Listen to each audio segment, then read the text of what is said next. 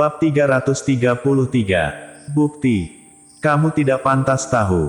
Jerry yang tiba-tiba berkata dengan bercanda. Iziyu tiba-tiba menjadi marah karena malu. Apakah kamu masih bisa bercanda? Meskipun Jerry yang tidak peduli dengan wanita ini, dia tidak memiliki kebiasaan membalas dendam dengan kebaikan. Provokasi berulang wanita ini telah menyentuh garis bawahnya. Pada saat ini, ponsel Indra Chen berdering. Dia melirik nomor yang menelepon, mencibir, dan segera terhubung. CEO Chen, masalah yang kamu minta diselidiki barusan sedang diselidiki dengan segenap kekuatanku. Tetapi barusan, aku telah menemukan masalah yang lebih penting, dan aku harus melaporkannya kepadamu sesegera mungkin. Baru sebulan yang lalu, 50 juta dana mengalir keluar dari rekening kota Tianfu dan masuk ke rekening pribadi Jamili, tetapi tidak ada catatan keuangan. Aku curiga Jamili menggelapkan dana publik perusahaan secara pribadi. Karena Indra Chen menjawab telepon dengan hands-free, semua orang mendengar kata-kata ini untuk sementara waktu. Tiba-tiba, penonton terdiam, dan semua orang menatap Jamili yang gemetaran dengan mata terbelalak. Ketika Iziyu mendengar ini, pupilnya menyusut, dan hatinya sangat panik. Jamili bahkan lebih lamban, seluruh tubuhnya benar-benar lemas di tanah, dan dia bahkan tidak memiliki kekuatan untuk berdiri. Wajah Indra Chen juga sangat jelek. Dia tahu bahwa Jamili punya masalah, tapi dia tidak menyangka masalah sebesar itu akan terjadi. 50 juta yuan benar-benar mengalir ke rekening pribadi Jamili. Kamu bajingan, apa yang telah kamu lakukan? Indra Chen berkata dengan marah. Di generasi muda keluarga Chen, tidak ada yang bisa mengungguli statusnya. Kemampuan Indra Chen untuk menyerahkan kota Tianfu kepadanya jelas menunjukkan bahwa kemampuannya tidak buruk. Selain fakta bahwa dia pernah menyinggung Jerry Yang, Indra Chen memang sangat baik. Konon selama studi masternya, dia tidak bergantung pada keluarga Chen dan mendirikan Hero International Corp sendiri. CEO Chen, aku salah. Aku benar-benar tahu aku salah. Tolong biarkan aku hidup. Aku benar-benar tahu aku bersalah. Jamili berbicara dengan tidak jelas, tubuhnya gemetar hebat. Dia tahu betul betapa besar masalah yang akan ditimbulkan oleh penyelewengan dana publik. Jamili, terima kasih atas kepercayaan keluarga Chen padamu dan kamu berani menggelapkan 50 juta, kamu benar-benar berani. Wajah Indra Chen sangat marah. Dia pasti tidak akan membiarkan Jamili pergi, tapi Jerry yang menabraknya. Dia takut menyebabkan ketidakpuasan Jerry Yang, jadi Indra Chen pasti akan meninggalkannya. CEO Chen, wanita jalang ini yang harus disalahkan. Dia menipuku untuk mengambil sejumlah uang dari perusahaan untuk membeli saham, dan ketika mendapat untung, dia diam-diam mengembalikan uang itu ke kas perusahaan. Tapi siapa tahu, hari pertama aku menginvestasikan uang di pasar saham, aku kehilangan beberapa juta. Aku berpikir bahwa jika aku kehilangan beberapa juta hari ini, aku mungkin menghasilkan beberapa juta besok. Tapi yang tidak aku duga adalah bahwa dalam beberapa hari ke depan, aku akan kehilangan uang setiap hari. Selama 7 hari berturut-turut, hanya tersisa 20 juta dari 50 juta pokok.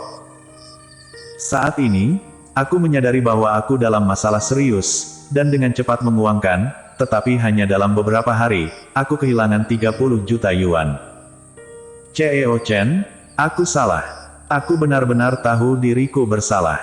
Tolong beri aku kesempatan. Aku pasti akan bekerja keras untuk menghasilkan uang bagi perusahaan dan mencoba membayar kembali uang itu secepat mungkin. Jamili menangis, dia sangat ketakutan. Begitu Indra Chen menyerahkannya ke polisi, dia akan menghabiskan sisa hidupnya di penjara. Bagaimana dengan 20 juta sisanya? Indra Chen mengertakkan gigi. Jamili dengan cepat menunjuk ke Iziyu, pelacur ini berkata bahwa aku akan memberinya waktu sebulan. Dia punya cara untuk mendapatkan kembali uang yang hilang, dan sisa uangnya ada bersamanya.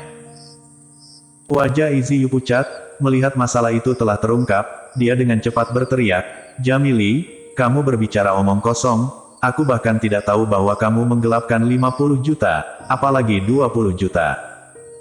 Jalang, apa yang kamu bicarakan? Jamili meraung marah. Apa yang kamu lakukan padaku?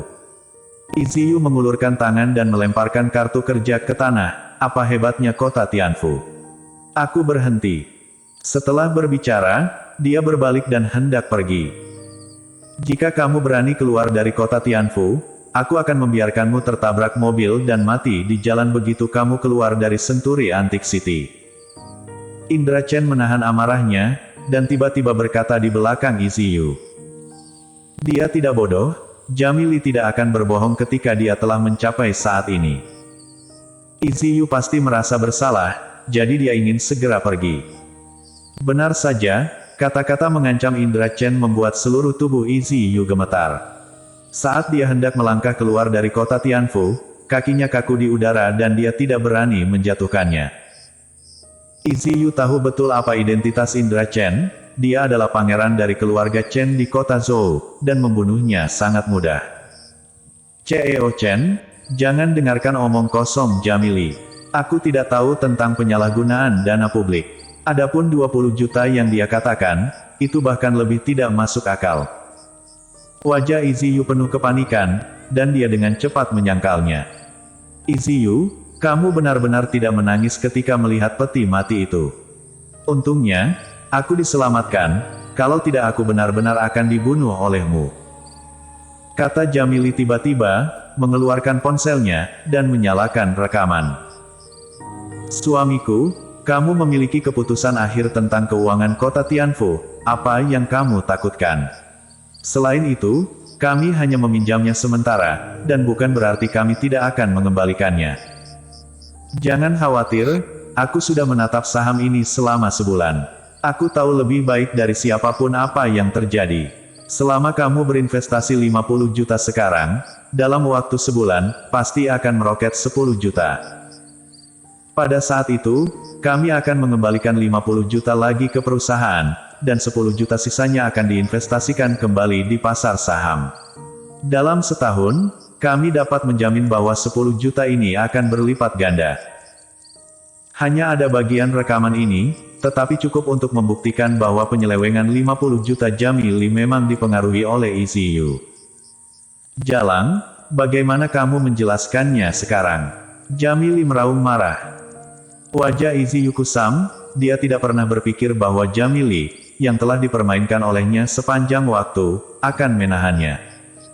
Langkah inilah yang benar-benar mendorongnya ke dalam jurang.